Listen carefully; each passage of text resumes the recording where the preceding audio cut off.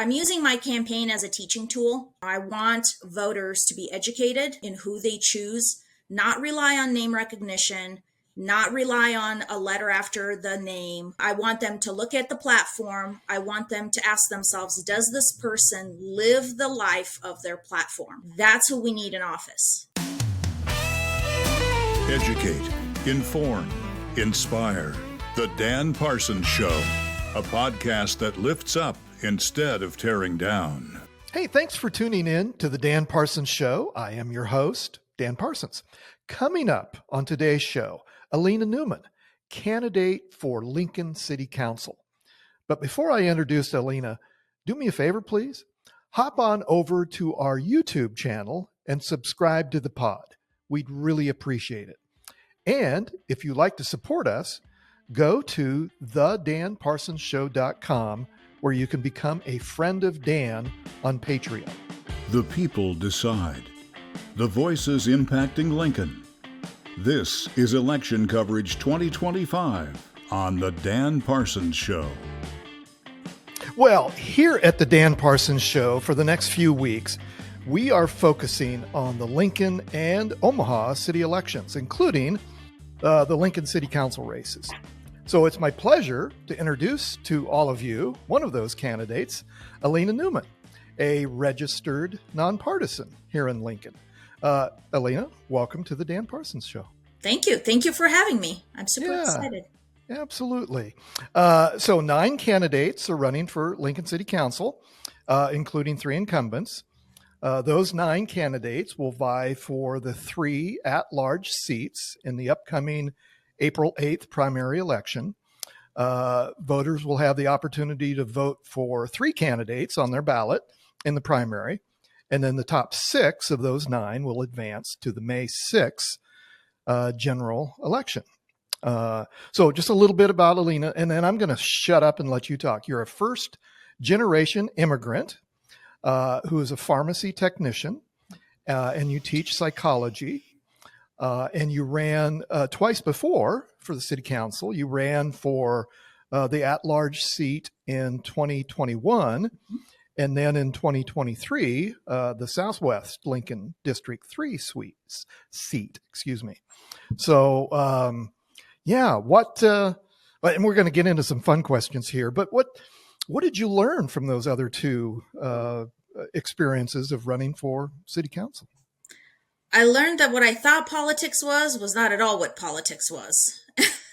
I'm a functional introvert by nature, and so getting into the political realm of things, you're out in the open, and people know who you are. I'm used to not being known, and that's kind of how I've lived my life most of the time. But now it's name recognition, and people. I walk down the street, people are like, "Oh, you're the signs. You're the signs."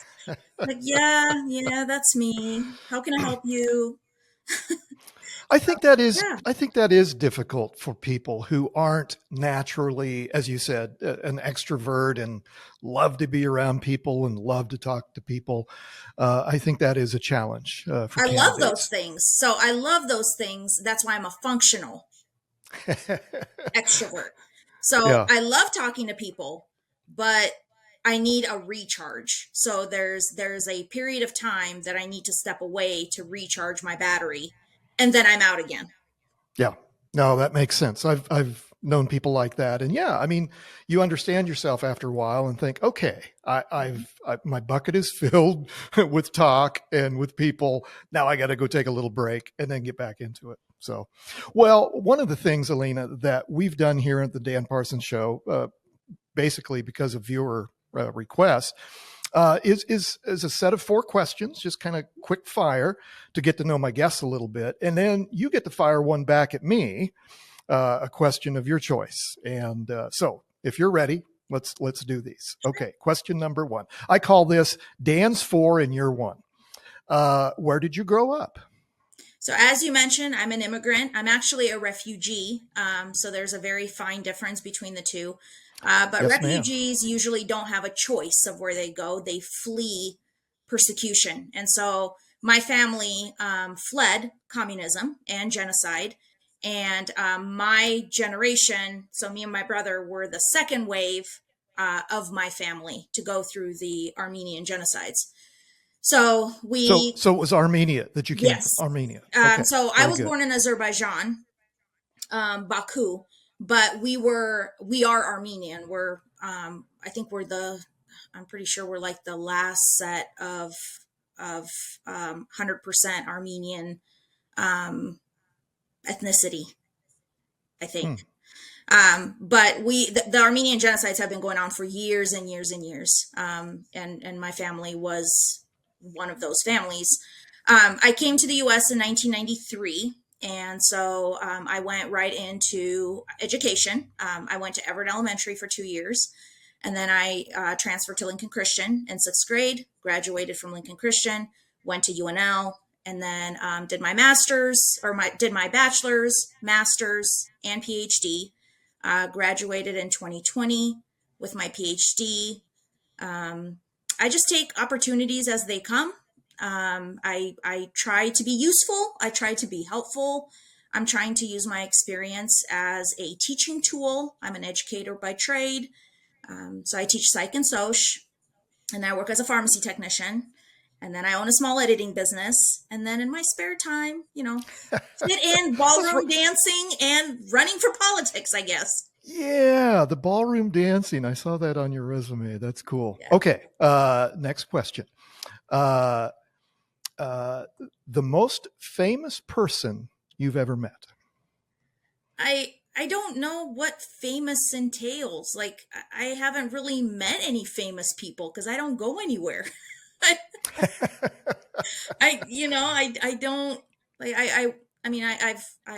tried to get on Dancing with the Stars, but I tried to go and meet the Tchaikovsky brothers, but the pandemic happened and we couldn't go to New York, so that was a bummer. But I really haven't met any, like, by definition, what we would consider famous people. Okay. Yeah. Well, hey, you're young. You're relatively young, Yeah, Elina. You still have time to see. Now, if you really wanted to butter up the host, you would say, "Well, it's Dan Parsons." So anyway, but I just met you. I just met you. Now ask me tomorrow, and then I can tell you I met Dan Parsons. Okay. What was your dream job when you were a kid? So interestingly enough, in my culture, you're either going to be a lawyer or you're going to be a doctor. Those are the two options that parents tell their kids. And my aunt is actually a doctor in Russia. And so I thought for the longest time I was going to be a doctor. But when I came to the US, I kind of saw how the healthcare system worked, and I'm still in healthcare, but I didn't want that much liability and responsibility. And I realized that I really didn't want to work 24 hours a day, 7 days a week. I wanted to have a family and do all those fun things. And my actual, like, uber favorite job that I thought I was going to do or wanted to do for the longest time was a police officer.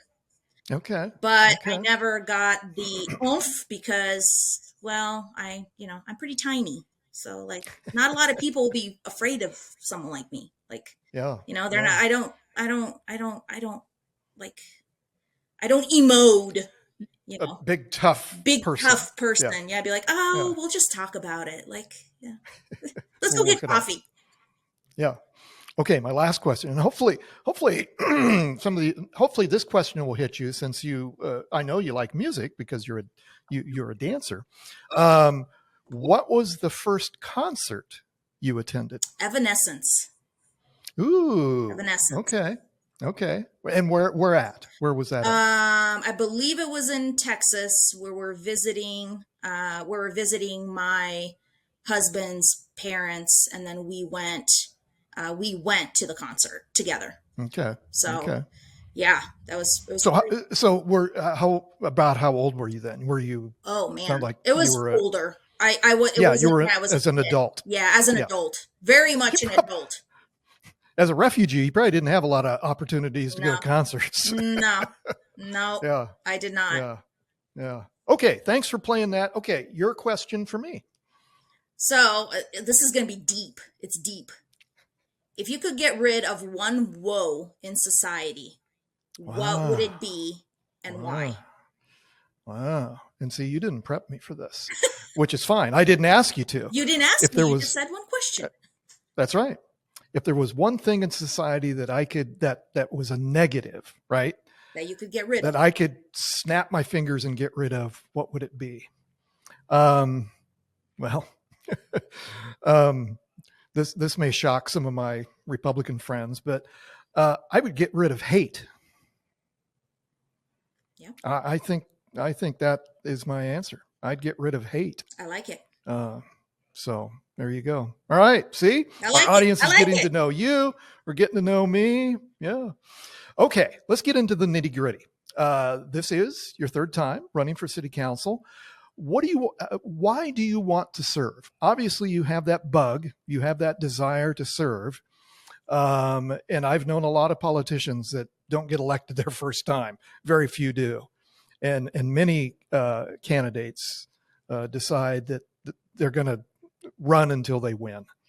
And so what is it that drives you to want to serve the city of Lincoln?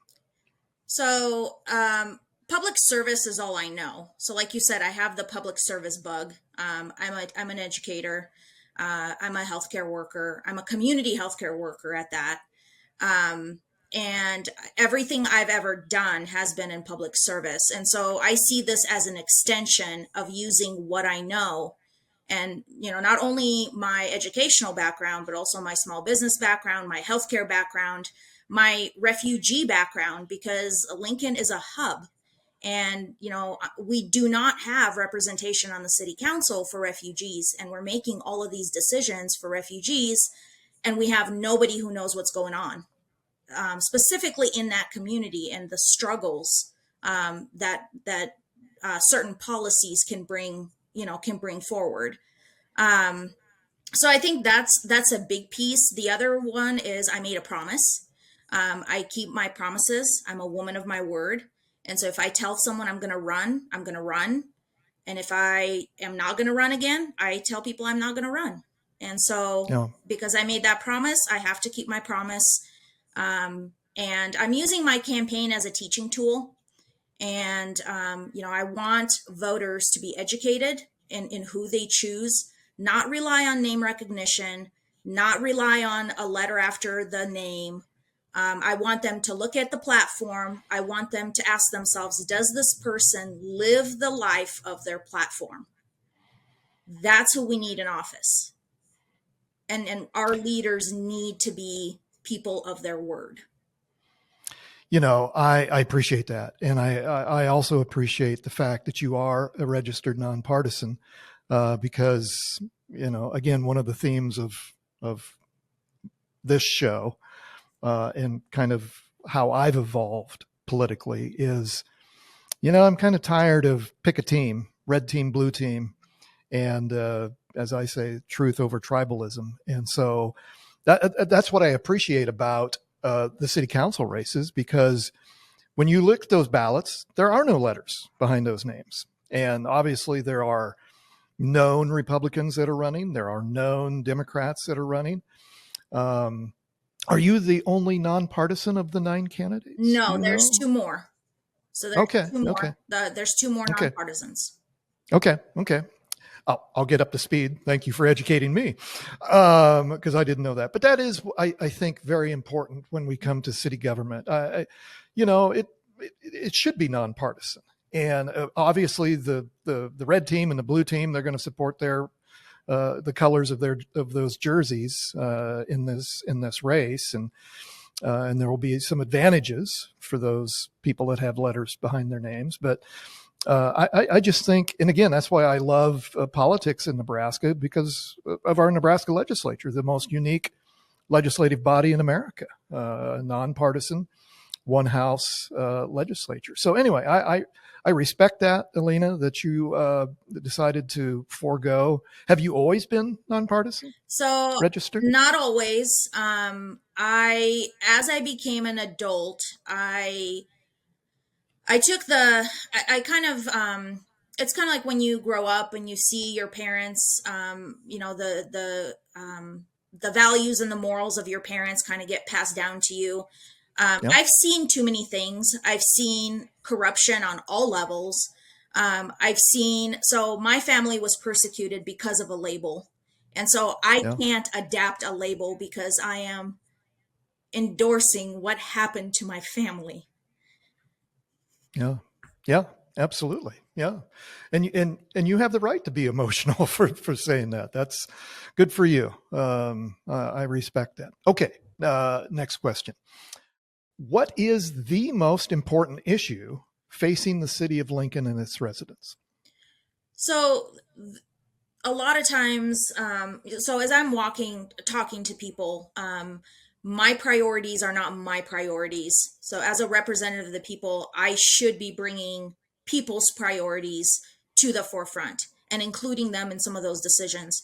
So as I'm talking to people, there are three themes that keep appearing: spending, the city's spending, taxes, and our favorite topic, the roads. Yes. So those three things keep coming up over and over and over again as I'm talking to people across all party lines. And it's not even one issue versus another issue. It's across, all individuals. And so the issue is multi-pronged. And so there's multiple levels of involvement that have to happen to make it um, to make it a successful process. It's about having transparent conversations. It's about having honest conversations, and to develop mutually agreed upon solutions, not just having one entity make a decision and then everybody else follow along. So those three things are the biggest things, and I don't know that I can separate them out because they're equally being spoken to me. If I had to pick one, I would say spending, because that addresses the taxes and the roads. Yeah. Yeah. So Rolls it all into one. go. Yeah.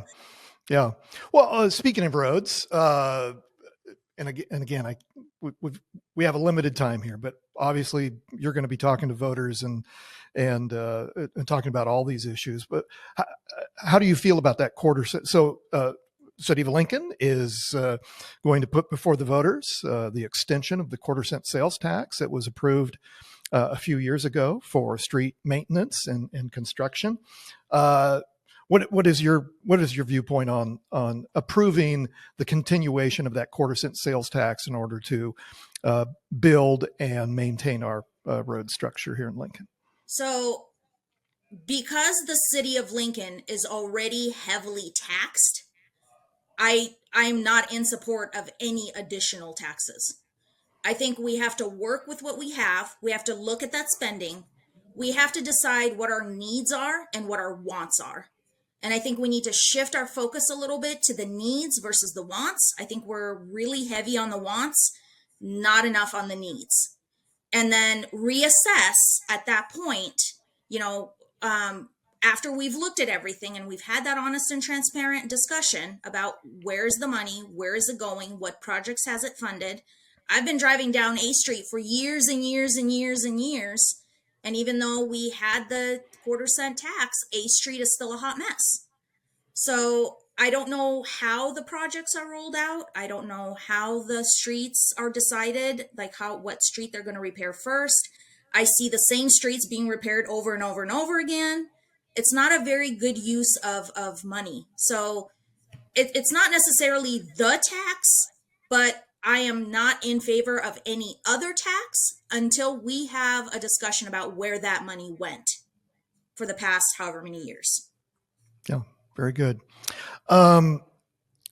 So the Dan Parsons Show, we are partnering with Civic Nebraska and Flatwater Free Press because they are producing a voter guide for the city elections.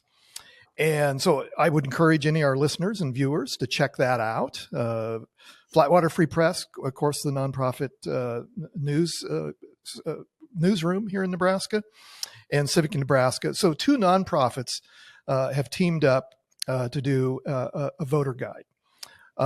So those very useful tools as you get ready to vote in the April 8th primary election, I'd encourage you to find those. So one of the questions you'll see on that voter guide is this question.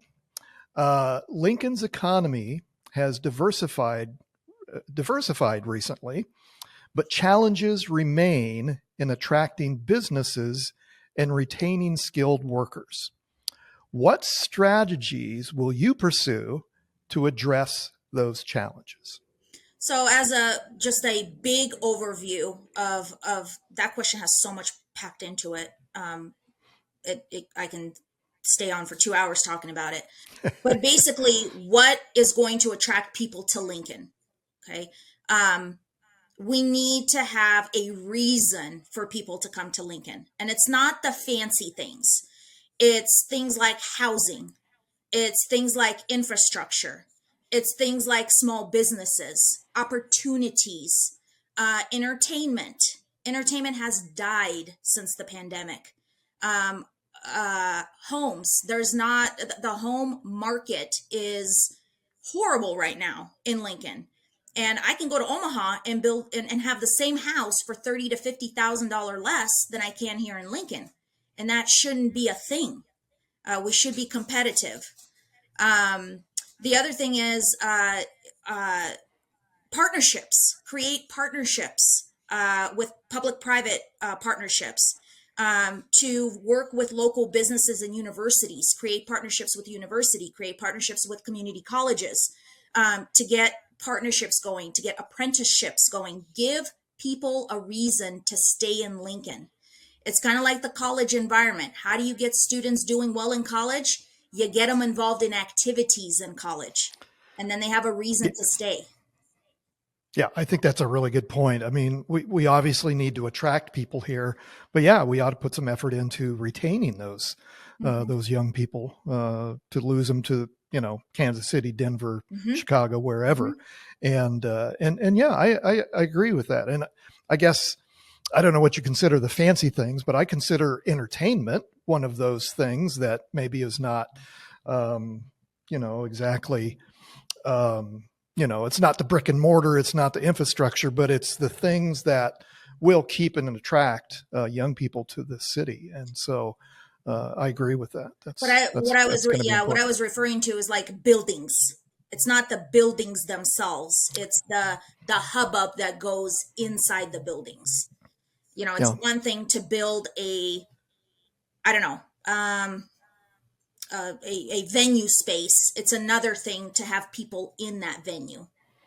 So, it's not the structures, it's the people interacting with one another and creating opportunities for people to interact with one another. Right. Okay. We're getting to the end of my list here. Believe it or not. In my business, I guess I didn't tell you what my business is other than a podcast host, but I've been in public relations. I've helped candidates get elected through the years. And so anyway, we kind of call the elevator speech, right? And I think the origins of the term elevator speech, I don't know if it was some big city, New York or Boston or someplace early in our infancy of our country. But, how long would it take you if you're on the first floor to go to the 10th floor to tell people about you, to tell people what you're about? So let me hear your elevator speech. Why should voters mark their ballots on April 8th to advance you to the May 6th general election? As I mentioned, my name is Elina Newman. I would love more than anything an opportunity to serve the Lincoln community, a community that I've been a part of since 1993. I want to work with you. I want to partner with you. I want to grow our city. I want to support the city and help it become the next best thing. I'm not a politician. I'm just a regular person. And I think we need regular people in politics because we need people on the ground floor to know what everybody is going through, to be able to make some of those decisions and help bring people together to bridge the gap that we have right now between, various areas of leadership. So I would love it more than anything to be your chosen representative, and my door will always be open for you to come and talk to me, and my email box will always be open for you to send me an email. Very good. Very good. Well, I really do. I encourage our listeners as we continue through candidates here in the next few weeks to continue to educate themselves, find out more about all of the candidates. And this is one way to do that. Elina, how can our viewers and listeners learn more about your campaign for city council? My full story is available on www.newmanforlincoln.com. My phone number, and I don't care if I give it out, is 402-601-1422. You can call me, text me anytime. My email is newmanforlincoln@gmail.com. I'm very active on Facebook. I haven't quite mastered the Instagram and the other ones. I'm having trouble with Facebook as it is. But if probably the best way to get a hold of me is my cell phone. I got it on me 24/7. Very good. Well, thanks for coming on to the pod. I wish you the very best in the weeks ahead. And we'll be seeing you soon, I'm sure, out on the campaign trail. Elina Newman, thank you for coming on to the Dan Parsons Show. Thank you so much for having me. Hey, thanks to Elina Newman. That was a really great conversation. Thanks to Penology Tech Solutions for their technical help and equipment. Kim Remington, Parsons Public Relations Director of Operations. And Chase Porter, who produced this episode. And most importantly, thanks to each of you for listening. Hey, and if you liked this video on YouTube, go check out these episodes too. That's the show. Thanks for tuning in. Now go do good things. I'm Dan Parsons.